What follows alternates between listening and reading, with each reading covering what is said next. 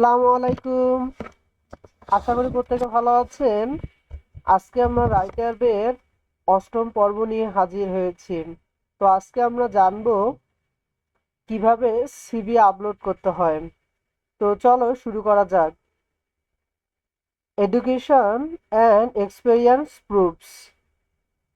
তো এখানে আমাদেরকে শিক্ষাগত যে অভিজ্ঞতাগুলো আছে তার একটা সিভি আমাদেরকে এখানে আপলোড করতে হবে। সেই প্রমাণগুলো আমরা সিভিতে ইনক্লুড করব। তো এটা হচ্ছে স্টেপ 5 সিভি। সিভি আপলোড করতে হবে আহ, অবশ্যই ডক ডক্স অথবা পিডিএফ ফরম্যাটে হতে হবে। আমরা সর্বোচ্চ এখানে 3টা ফাইল আপলোড করতে পারবো, এর বেশি পারবো না। 50 এমবির মধ্যে থাকতে হবে। তো এই কাজটা কিভাবে করব আজকে আপনাদের সাথে এই বিষয়টি আমি শেয়ার করতে যাচ্ছি। তো আমি সর্বপ্রথম যাচ্ছি সিভিতে। এই হচ্ছে আমার সিভি, পিডিএফ আকারে এখানে আছে। ওপেন হচ্ছে।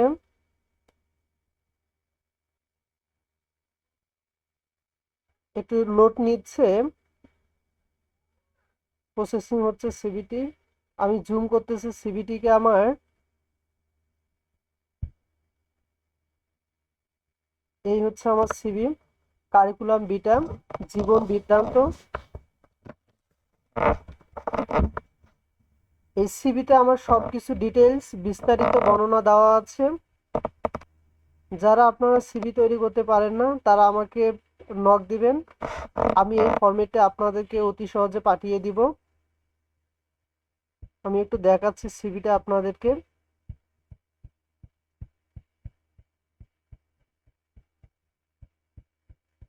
ঠিক এই সিভিটি আমি writerbe.com এই ওয়েবসাইটটিতে আপলোড করব। আমি আরেকটু ছোট করে দেখাচ্ছি। এই হচ্ছে আমার পুরো সিভিটা।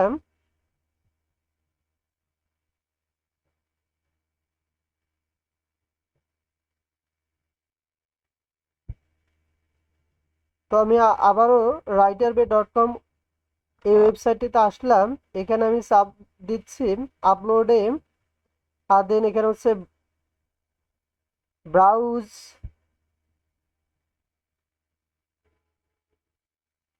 তো সিভিটা আমার সেভ করা আছে ডেস্কটপ। আর দেন এখানে হচ্ছে CB of MD Lablu Hussain. Then এটা এর উপর আমি ক্লিক করতেছি, তারপর ওপেনে চাপ দিলাম। সিভিটা লোড হচ্ছে এখানে।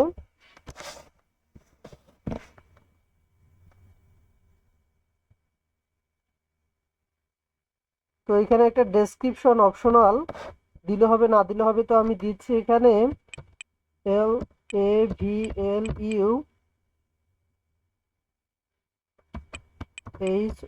LAVLUHOSSAIN Lablu Hussain CV. তারপর এখানে আমি আপলোডে চাপ দিচ্ছি।